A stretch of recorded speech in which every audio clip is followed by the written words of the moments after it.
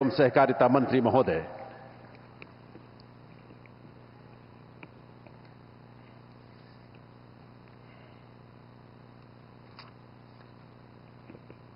आज के हिंदी दिवस समारोह और चौथे अखिल भारतीय राजभाषा सम्मेलन में मेरे साथ मंच पर उपस्थित मेरे साथी मंत्री, समिति के सभी सदस्य, राज्यसभा के उपाध्यक्ष महोदय, विद्वत जन और आज इस विशाल सभागार में एक भी सीट खाली नहीं है, इस तरह से उपस्थित सभी हिंदी प्रेमियों को मेरा नमस्कार। सबसे पहले इस भव्य और भारतीय संस्कृति के प्रतीक ऐसे भारत मंडपम में मैं हिंदी दिवस समारोह में आप सभी का हृदयपूर्वक स्वागत करता हूं। आज का दिन हीरक जयंती का दिन है। 75 साल से हम एक यात्रा लेकर निकले हैं कि हिंदी को राजभाषा के रूप में स्वीकार कर हिंदी के माध्यम से देश की सारी स्थानीय भाषाओं को जोड़कर अपने संस्कार, अपनी संस्कृति, अपनी भाषाएं, अपना साहित्य, अपनी कला और अपने व्याकरण को भी संरक्षित और संवर्धित करने का ये संकल्प लेकर आप निकले हैं। ये 75 साल की यात्रा मुझे लगता है कि अब अपने उद्देश्यों को प्राप्त करने की अंतिम पड़ाव पर खड़ी है। इसलिए मैं आप सभी को बहुत बहुत बधाई देना चाहता हूं। आज का दिन हिंदी को संपर्क भाषा, जन भाषा, तकनीक की भाषा और अब अंतर्राष्ट्रीय भाषा बनाने के संकल्प का दिन है। मैं आज इस मंच से देश और दुनिया में रहने वाले सभी हिंदी भाषी भाइयों बहनों और अन्य भाषा बोलने वाले मेरे जैसे हिंदी प्रेमियों को भी बहुत बहुत शुभकामनाएं और बधाई दे। मित्रों, आज अनेक कार्यक्रम यहां हुए। राजभाषा स्मारिका का लोकार्पण हुआ, स्मारक सिक्का और डाक टिकट भी लोकार्पित की गई। भारतीय भाषा अनुभाग इसका शुभारंभ किया गया। आज मैं आप सभी को ये बताना चाहता हूं कि जो छोटा सा बीज बोने के आप साक्षी बने हैं, आने वाले कुछ ही सालों में ये बीज वटवृक्ष बनकर हमारी भाषाओं की सुरक्षा का केंद्र बनेगा। भारतीय भाषा अनुभाग एक प्रकार से राजभाषा विभाग का पूरक अनुभाग बनेगा, क्योंकि राजभाषा का प्रचार और प्रसार तब तक हो ही नहीं सकता जब तक हम हमारी सभी स्थानीय भाषाओं को मजबूत न करें और राजभाषा का इसके साथ संवाद प्रस्थापित न करें। कई सारे लोग ऐसा प्रचार करते हैं कि हिंदी का स्थानीय भाषाओं के साथ स्पर्धा है। मैं आज इस मंच से बहुत स्पष्ट करना चाहता हूं कि हिंदी और स्थानीय भाषाओं का कभी स्पर्धा हो ही नहीं सकती है, क्योंकि हिंदी सभी स्थानीय भाषाओं की सखी है। इसमें स्पर्धा होने का सवाल ही नहीं। हिंदी और सभी स्थानीय भाषाएं एक प्रकार से एक दूसरे की पूरक है और इसलिए हमने निर्णय किया है कि भारतीय भाषा अनुभाग के माध्यम से हिंदी और सभी स्थानीय भाषाओं के बीच का संबंध मजबूत किया जाएगा, स्पष्ट किया जाएगा। कोई भी लेख, कोई भी भाषण, कोई भी साहित्य का प्रकार हिंदी में है तो इसका भावानुवाद हमारा राजभाषा अनुभाग देश की सभी भाषाओं में करेगा और देश की सभी भाषाओं के साहित्य लेख और भाषणों का अनुवाद हिंदी में भी होगा, भावानुवाद भी हिंदी में होगा। और ये मैं मानता हूं ये समय की जरूरियात है। मित्रों, आज कई प्रकार के परिमाणों से हिंदी को समृद्ध करने के लिए पुस्तकों का भी प्रकाशन हुआ है। इंडियन ओवरसीज बैंक की पुस्तक, जो बैंक के कामकाज में राजभाषा का उपयोग, इसके लिए भाषा संगम, इसको लोकार्पण किया गया। भारत इलेक्ट्रॉनिक्स लिमिटेड इलेक्ट्रॉनिकी और रक्षा और रक्षेतर शब्दावली का लोकार्पण किया गया। हिंदी कहावत कोश, मेरा सभी हिंदी प्रेमियों के आग्रह है, मैंने पुस्तक पढ़ा है, अंशुली जी ने मुझे 5 दिन पहले दिया था। डॉक्टर शरद अग्रवाल के पुस्तक को अगर आप पढ़ लेंगे तो बोलचाल की हिंदी भाषा बहुत समृद्ध हो जाएगी। डीआरडीओ, विज्ञान व विहान, वो भी एक प्रकार से विज्ञान के क्षेत्र में राजभाषा को मजबूत करने वाला पुस्तक है। राजभाषा की सेवा करने वाले ढेर सारे लोगों को राजभाषा कीर्ति और राजभाषा गौरव पुरस्कार भी दिया गया। मैं सभी को बहुत बहुत बधाई और शुभकामनाएं देना चाहता हूं। भाइयों बहनों, मैं लंबा बोलना नहीं चाहता, मैं आपका मूड देख रहा हूं, परंतु मैं एक बात पर जरूर कहना चाहता हूं। जब मुगलों का शासन लंबे समय तक चला, तब इसके खिलाफ देश के अलग अलग हिस्सों में स्वाभाविक रूप से स्वराज के लिए लड़ाई शुरू हुई। पंजाब में भी हुई, राजस्थान में भी हुई और सुदूर दक्षिण में महाराष्ट्र में भी हुई। जब युवा शिवाजी को उसके साथियों ने पूछा कि शिवा, आपका उद्देश्य क्या है लड़ाई का?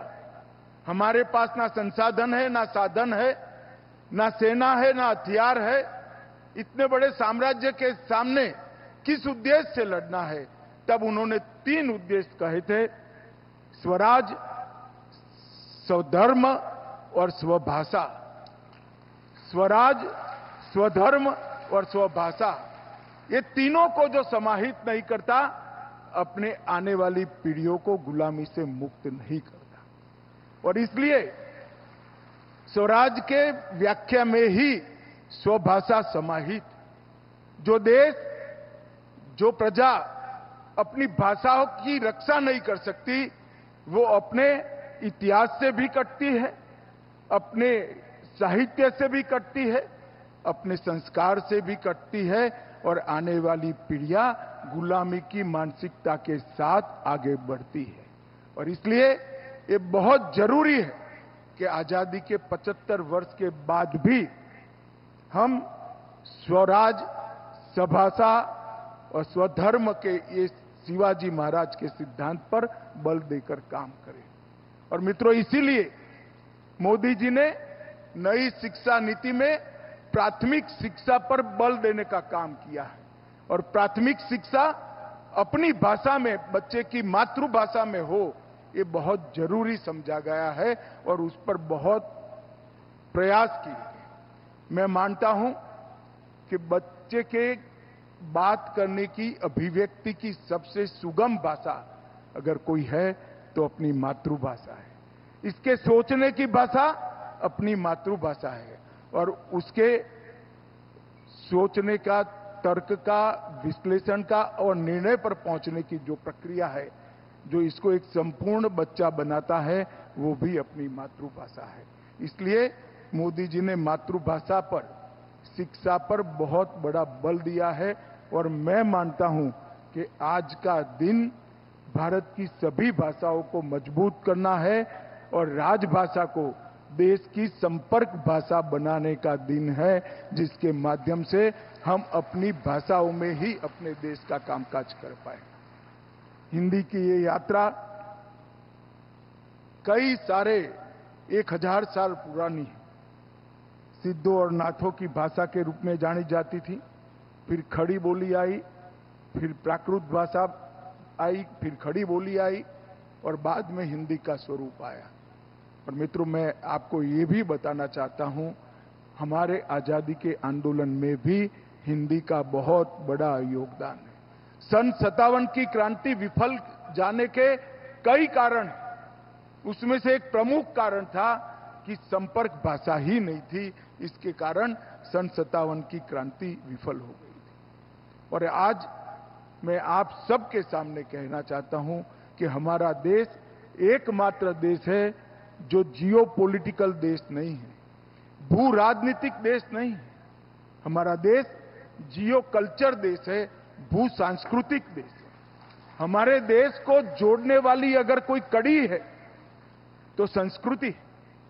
आप नॉर्थ ईस्ट में चले जाइए, वहां पर भी मणिपुरी नृत्य के अंदर आपको कृष्ण मिलेगा। दक्कन में चले जाइए तो भी कृष्ण मिलेगा। गुजरात के रास में चले जाइए तो भी कृष्ण मिलेगा। हम संस्कृति से जुड़ा हुआ देश है, जियो कल्चर देश है। अगर हमारे देश की एकता संस्कृति से बनी है तो हमारी संस्कृति भाषाओं से जुड़ी है और भाषाओं से बनी है। जिस दिन हम हमारी भाषाओं को गंवा देंगे, इस देश की एकता पर बहुत बड़ा खतरा मंडराने लगेगा। इसीलिए ढेर सारे आजादी के हमारे संघर्ष के नेताओं ने हिंदी को न केवल राजभाषा बनाया, इसके उपयोग को बहुत महत्व भी दिया और उसका प्रचार प्रसार भी किया। और हिंदी के लिए काम करने वाले ढेर सारे लोग, चाहे नेताजी सुभाष चंद्र बोस हो, चाहे राजा जी हो, अंबेडकर जी हो, महात्मा गांधी, आचार्य कृपलानी, के.एम. मुंशी, डॉक्टर आयंगर, ये कोई हिंदी भाषी नहीं थे।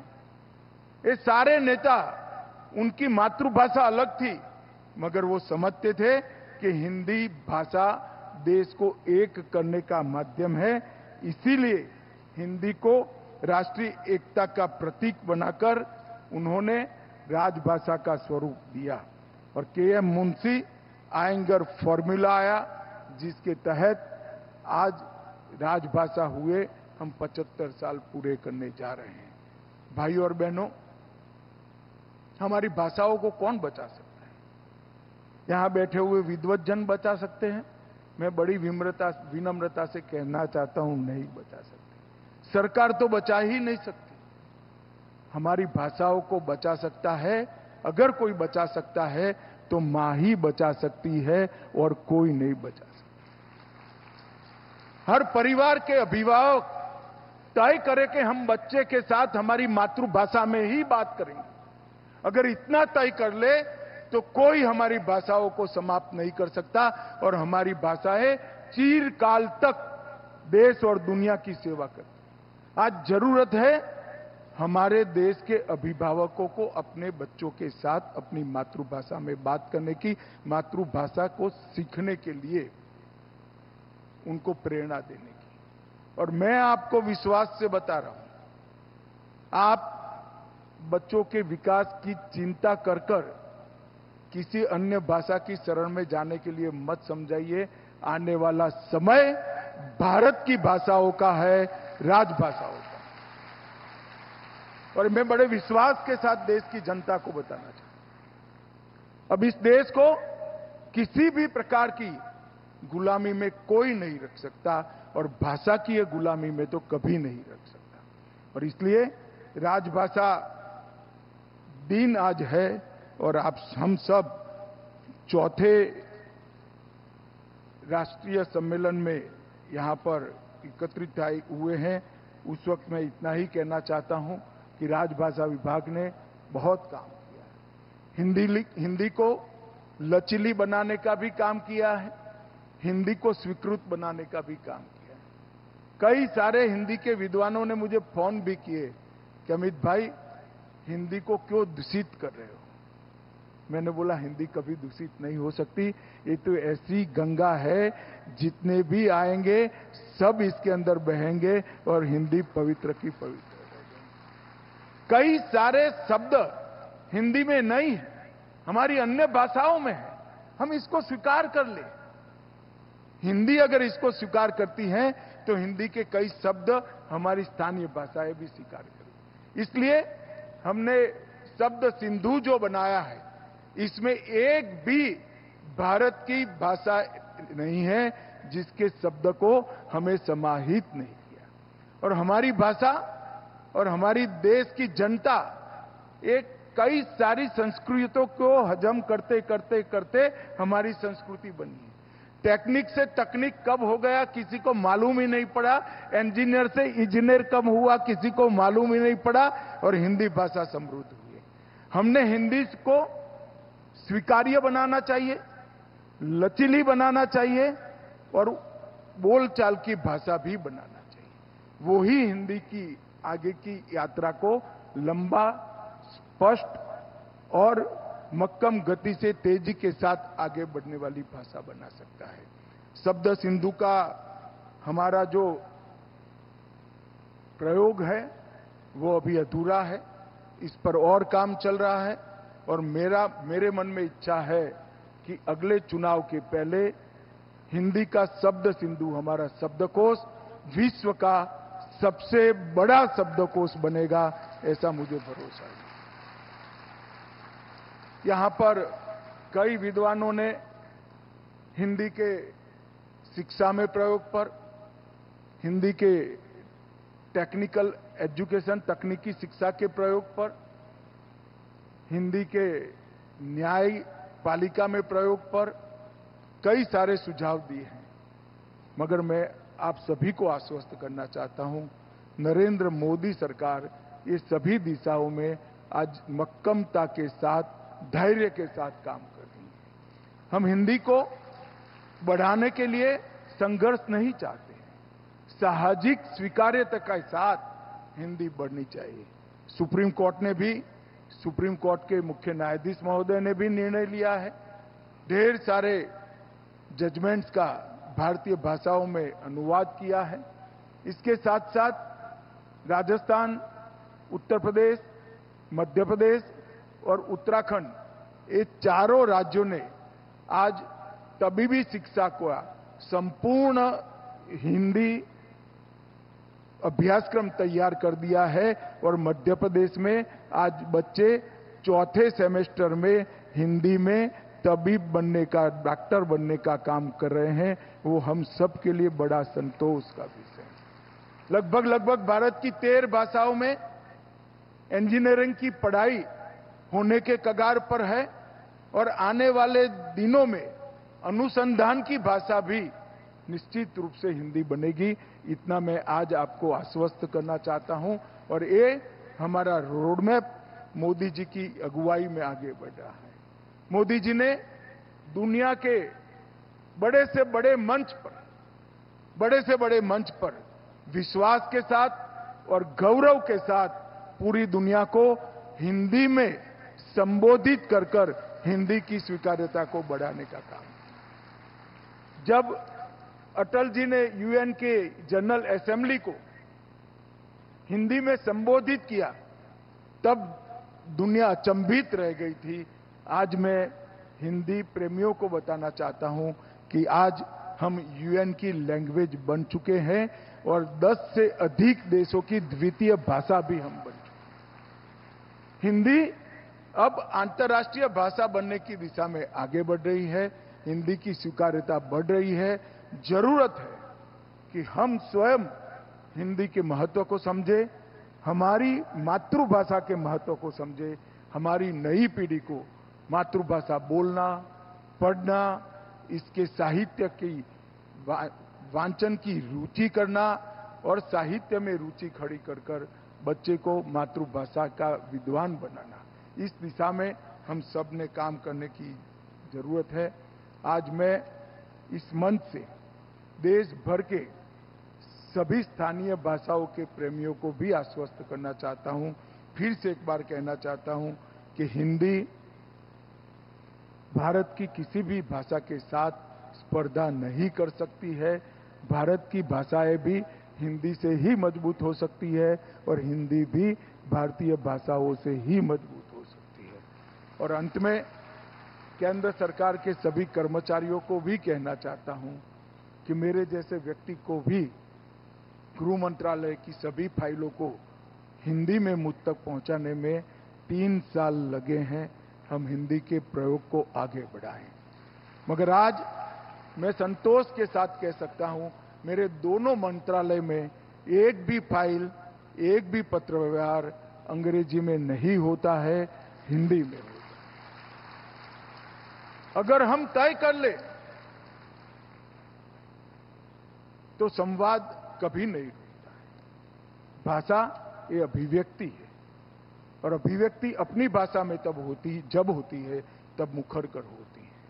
आने वाले दिनों में कई नए इनिशिएटिव है, मैं आज बताना नहीं चाहता, परंतु मैं इतना ही कहना चाहता हूं कि संचार विभाग ने जो डाक टिकट जारी किया है 75 साल की हिंदी की यात्रा पर, इसलिए मैं संचार विभाग का बहुत बहुत धन्यवाद करना चाहूंगा। और वित्त विभाग ने जो सिक्का जारी किया है हिंदी की 75 साल की यात्रा पर, वित्त विभाग को भी बहुत बहुत धन्यवाद कहना चाहूंगा। जो विद्वत जन देश भर से यहां आए हैं, उन्होंने हिंदी के महत्व, हिंदी की जरूरियात और हिंदी के भविष्य पर ढेर सारे सुझाव दिए हैं। मेरे विभाग के लोगों ने इसको लिखे भी हैं। आपका ये सुझाव निश्चित रूप से हमें हिंदी को मजबूत करने में काम में आएगा। फिर से एक बार आज के दिन पर सभी हिंदी प्रेमियों को बहुत बहुत बधाई और शुभकामनाएं। वंदे मातरम। बहुत आभार आपका माननीय गृह एवं सहकारिता मंत्री जी। निश्चित